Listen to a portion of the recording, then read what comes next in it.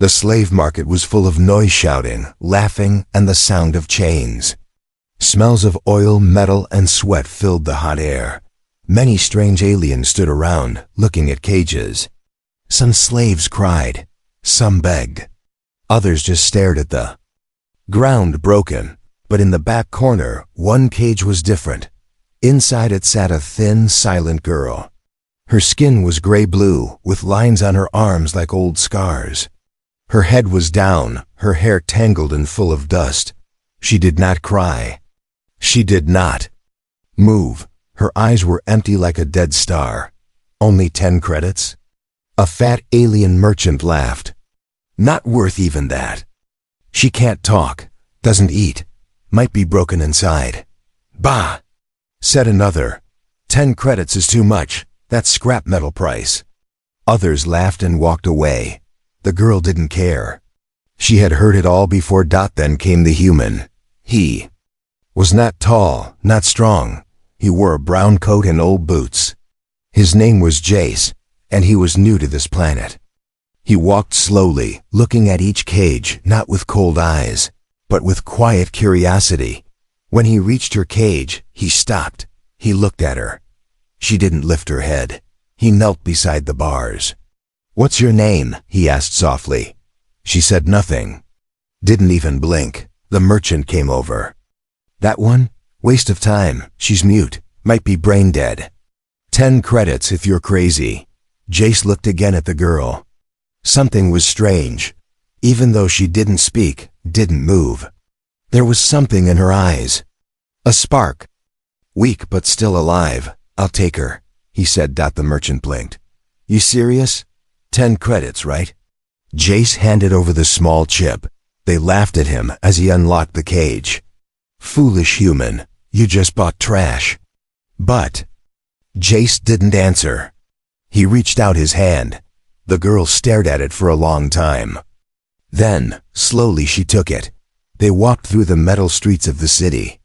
It was loud and ugly, bright signs, flying cars, and people pushing past. Jace led her to his small room above a repair shop. It wasn't fancy, just a bed, a table, and a kitchen corner. She stood in the doorway, not entering. "It's okay," he said. "You're safe here." Still, she didn't move. He walked to the table and placed some food there, simple noodles and water. She looked at the food, then at him. "You can eat," he said. She walked slowly like a ghost, sat down, picked up the spoon with shaking hands.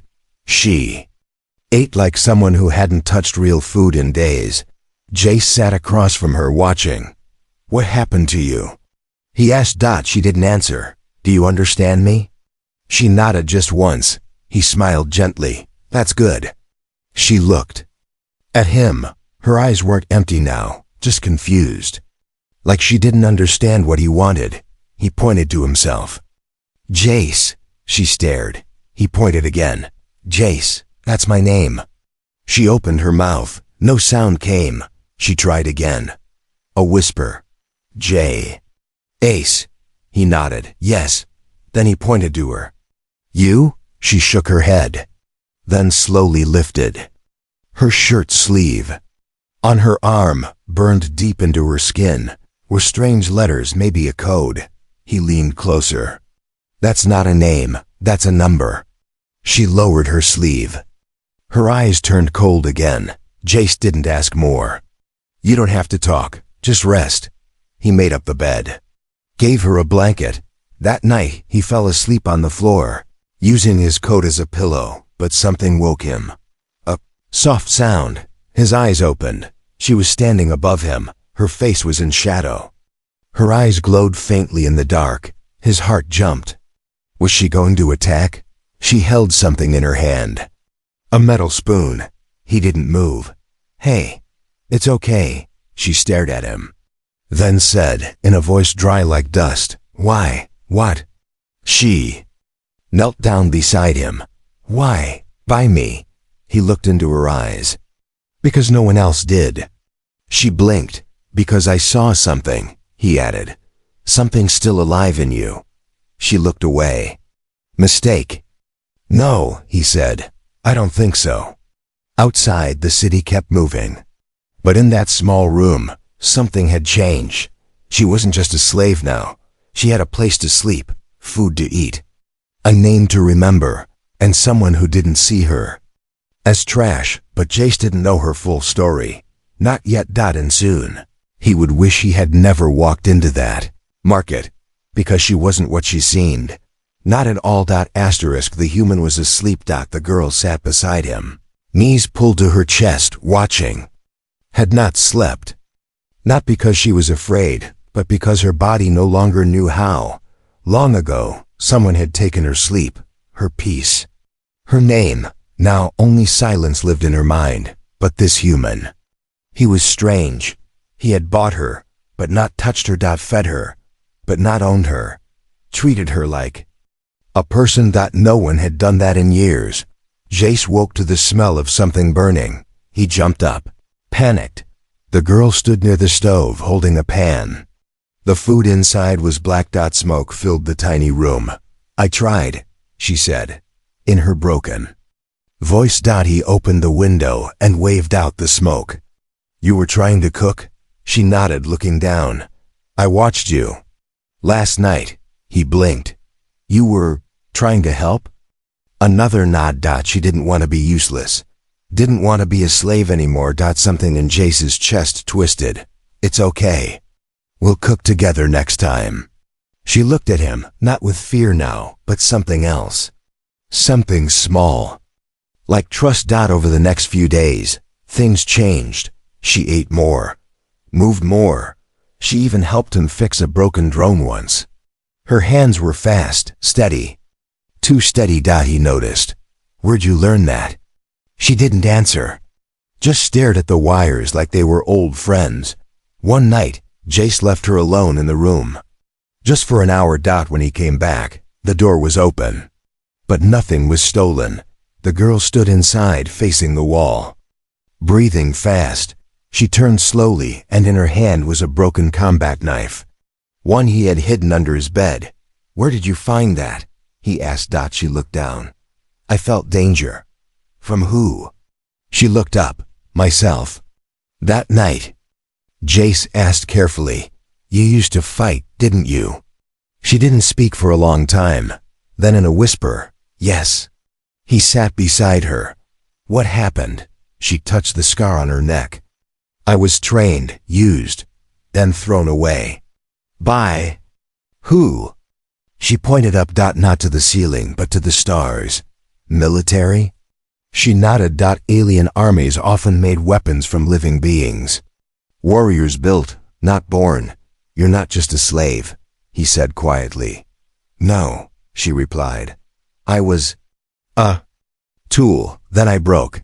Jace didn't know what to say. So he didn't, but in the days that followed, he gave her space to move, stretch. He watched as she did strange exercises, muscles tight, precise. Like a soldier, and one night, danger came. They were walking home from the market. Jace carried food. She walked beside him, quiet as always. Then a hand grabbed his collar. A tall alien thug, with sharp teeth and metal arms, growled, Your credits, now. Jace froze. But before he could blink, she moved like a shadow. Her foot hit the thug's knee. Her elbow cracked his jaw. She grabbed his metal arm and twisted until it sparked. He dropped to the ground, groaning. Jace stood in shock. She didn't look back. She just wiped her hand and said, He touched you. Jace looked at her, really looked. Not just a quiet girl. Not just a lost soul. She was something more. Something dangerous, and maybe something hunted. That night, Jace couldn't sleep. She had saved him. But he also realized if she wanted to kill him, she could. Any time. So why didn't she? He sat up. Why me? He asked softly. The girl looked over from her corner. You didn't ask for power. You gave peace. He didn't understand fully, but maybe. Neither did she, but far away, in the dark corners of the galaxy. A red light blinked on a machine. A signal. Her mark had been detected, and something was coming. They had found the weapon they lost. and they wanted it back. She woke up screaming. Jace rushed across the room, almost slipping on the floor. The girl was shaking, eyes wide open, but she wasn't awake. Her hands clawed at her back like something was burning there. Her voice, usually quiet, was now filled with fear. "No more tests," she cried. "Please, I remember now. I remember." Then her eyes opened, glowing faint blue in the dark. She stopped screaming. Jace was frozen. He'd seen fear before. He'd seen pain, but never both at the same time, mixed like that. "Hey," he said softly. "It's okay. You're safe here." She looked around. Her body calmed. But something had changed in her face. She was remembering, and that was dangerous. The next morning, she was silent again, not scared, focused. Like her mind was solving a puzzle. She walked to the mirror and pulled off her shirt. Jace turned away. Quickly, "Whoa, hey. I need you to look," she said. He turned back slowly. Her back was full of scars. But one was strange. A circle. A mark burned deep into her skin. It looked like a symbol. Not art, not natural. It was designed. "What is that?" Jace asked. She stared at it in the mirror. "I think I was part of a project." "What kind of project?" She turned to him. "Weapon, living weapon, hidden tech. They placed it inside me." Jace's stomach turned cold. "What kind of tech?" She shook her head. "I don't know. I think they wiped the memory, but something is coming back." She looked him in the eyes. "I wasn't meant to survive." Later that day she did something strange. She asked Jace for parts. "From what?" he asked. "Old drones. Anything that moves." He gave her what he had. Wires, chips, a broken hover lens. She sat on the floor, fast hands putting things together. Not like a beginner, like a builder. Like a machine remembering its purpose. After 2 hours, she had made a small device. "Tracker sweeper," she explained. "It can find signals. If they're looking for me, this will tell us." Jace stared at the device, then at her. "You're not just remembering tech," he said. "You're becoming it again." She looked at her hands. "I don't want to." That night, she sat beside him on the roof, watching the stars. "I see the ships sometimes," she whispered. "In my dreams. Clean, cold. I remember the silence. Before they cut me open." Jace didn't know what to say. She kept speaking. "They called me Asset 9, said I had potential. Strong mind, rare DNA." She looked at her hands again. "They wanted to put power inside me, but I escaped. How?" She smiled sadly. "Someone helped me, like you." Jace frowned. "Where is that person now?" She didn't answer. Suddenly, her tracker device buzzed. A red dot blinked. She grabbed it, eyes wide. "They're close," she said. "Who?" She stood, moving fast now. "Not who, what? A hunter. They sent it to find me." Jace grabbed his jacket. "Then we run." She looked at him, serious. "You don't understand. They don't send one unless they think I still work." "Still work?" She nodded. "They think the weapon still lives." Far away, on a black ship, a creature opened its single eye. Data scrolled across a screen. Subject Asset 9. Signal confirmed. The hunter rose from its chair. Cold. Silent. Ready. Back in the city, Jace and the girl packed what little they had. The shopkeeper downstairs asked where they were going. "Somewhere quiet," Jace said. But there was no quiet. Left. As they stepped into the shadows of the alley, the girl whispered, "If they catch me, they won't just kill me." He looked at her. "What will they do?" She answered with a voice like steel, "They'll turn me back on." The door didn't break. It melted. No sound. No warning. One moment, there was a metal wall. The next, it was dripping to the floor like hot wax. Jace dropped the tools in his hand. The girl was already moving faster than any human could. She grabbed him by the shirt and yanked him backward just as something stepped through the smoke. It wasn't a man. Not even close. It stood tall, skin like chrome, and no face, just a red circle glowing in the middle of its head, not a helmet. A sensor. The girl froze. I know that model, she whispered. It doesn't talk, it kills. The hunter stepped forward, scanning the room. The red circle blinked slowly. Like it was smelling. She pushed Jace toward the back door. Move, don't run. Slow steps. Don't make sound. Jace obeyed, breathing hard. Why is it here? She didn't answer, because she already knew the truth. They had found her, and they weren't here to ask questions. The back door led to a stairwell. Jace tripped on the second step. She caught him, barely behind them. The hunter moved. No hurry, just calm, slow steps, like it already knew where they'd go. They reached the bottom and sprinted into the street. The city lights were too bright, too loud, but even in the chaos, the hunter would follow. It always did. They ran for an hour, hiding, moving, blending in. Finally, inside an old storage room, she locked the door and dropped to her knees. Her breath was heavy. Her hands were shaking. Thought I had more time, she said. Jay sat beside her. What is that thing? She didn't look at him. It's not just a machine. It's a signal beacon. When it sees me, it sends a message to the lab. They'll come? She nodded. They want me back. They want the weapon working again. Jace stared at her. You're not a weapon. She laughed dry, bitter. I was, you don't understand. Then help me understand. She looked up at him. They trained me to feel nothing, to follow orders. I was one of 9 prototypes. The others failed. I survived. And then, I ran. I shouldn't have. I had a failsafe inside. If I escaped, it would kill me. But it didn't.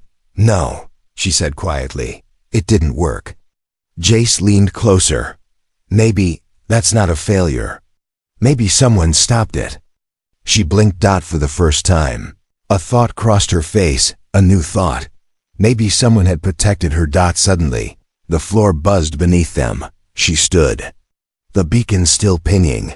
We can't stay here. Jace grabbed their bag. Where do we go? She hesitated. There's only one place that might block the signal. Where? A dead zone. No tech, no life, no rescue. He nodded. Then let's go. She stopped him. If you follow me, they'll target you too. I know. She looked at him with something strange in her eyes. Not fear, not anger, grief. I don't want you to die because of me. He smiled, tired. But real. You gave me a reason to live. I'm not leaving.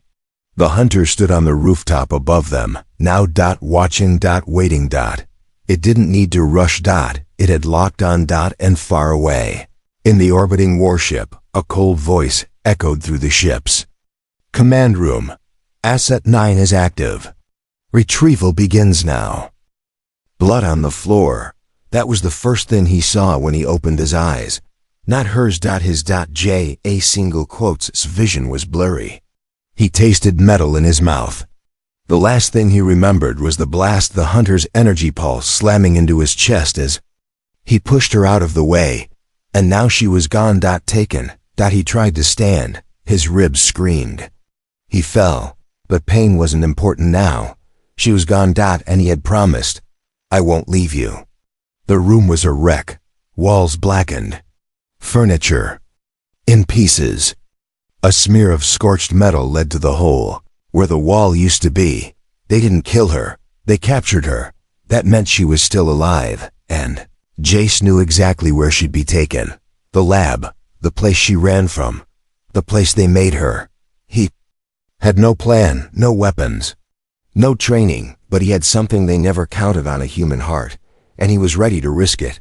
2 days later, the outer gates of the black lab hummed with power. Giant towers stabbed into the sky. Drones floated like flies. No one ever got close. Not even smugglers, but one human did. Covered in dust, limping, coughing from the desert air, Jace approached the wall.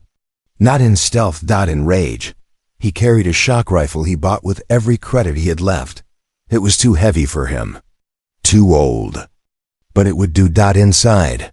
The girl woke strapped to a cold table. The light above her was blinding.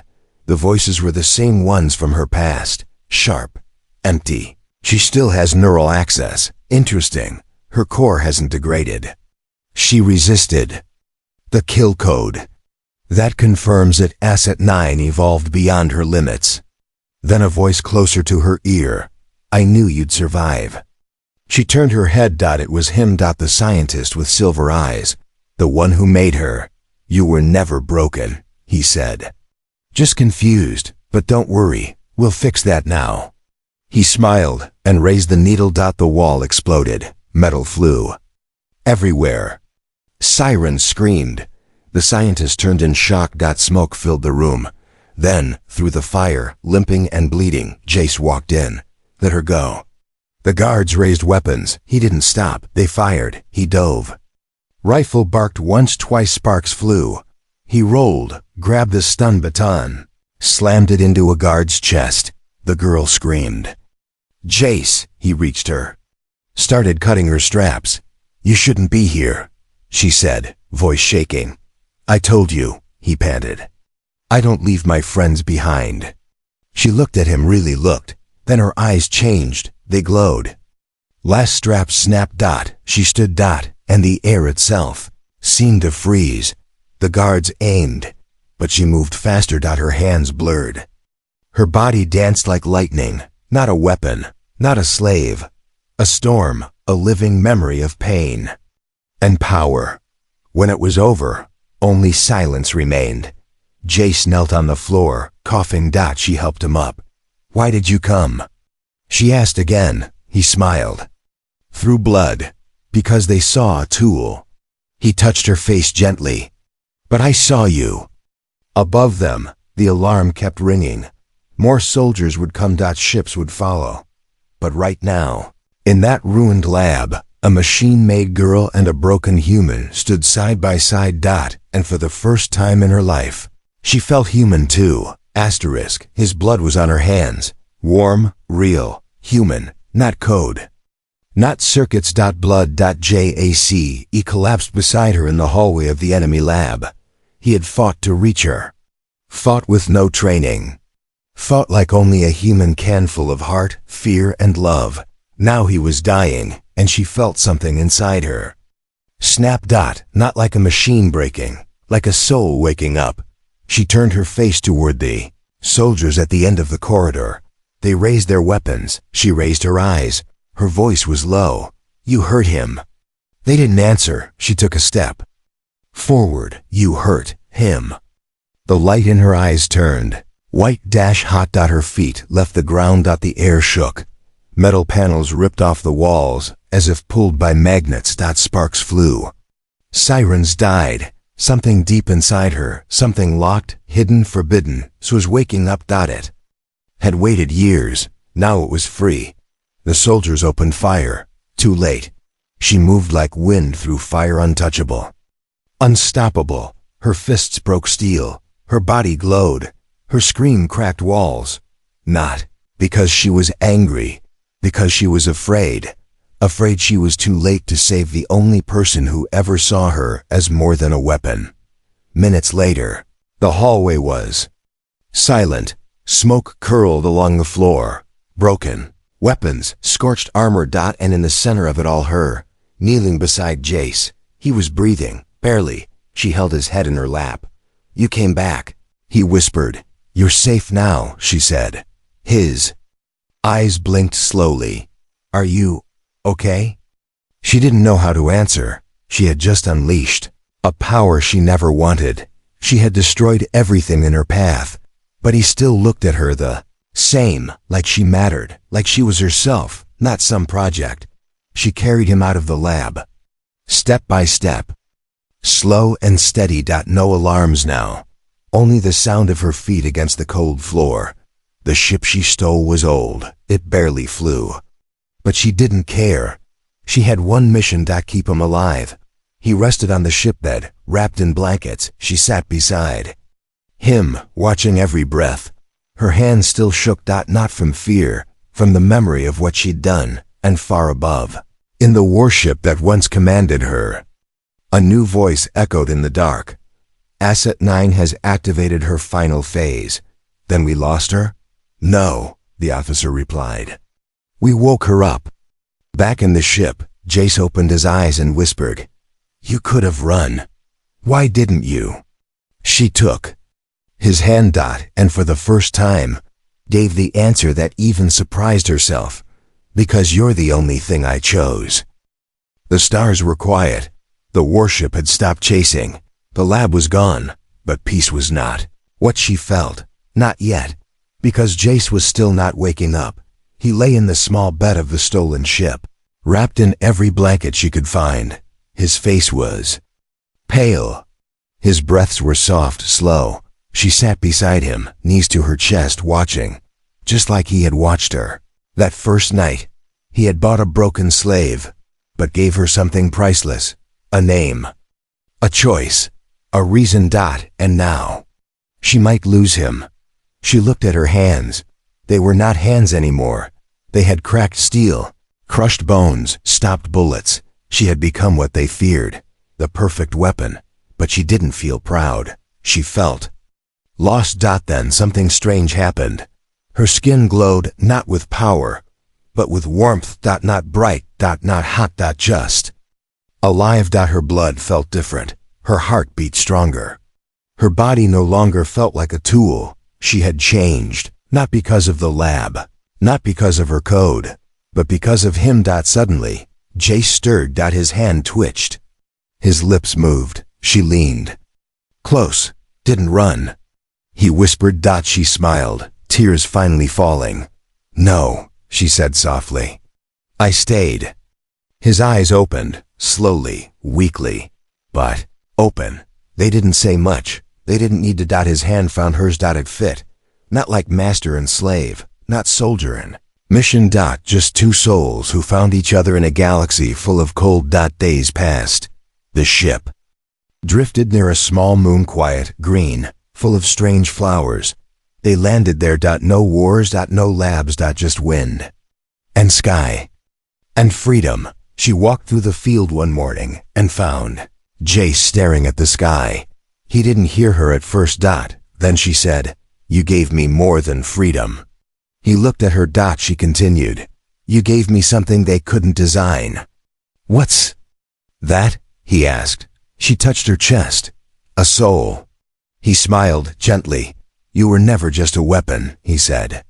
You were always someone. She nodded. Then, softly, do I still scare you? He took her hand. No, he said. You saved. They stood there a long time. Not speaking. Not planning. Just being. Far above. Across the stars, people would talk about the escaped weapon, about a failed project, about a system error, but they would never understand what truly happened. They would never see the moment where a broken slave became something more. Not a number, not a tool, not even a warrior, but a person, a protector, a soul. She wasn't built to love, but she learned, and she chose.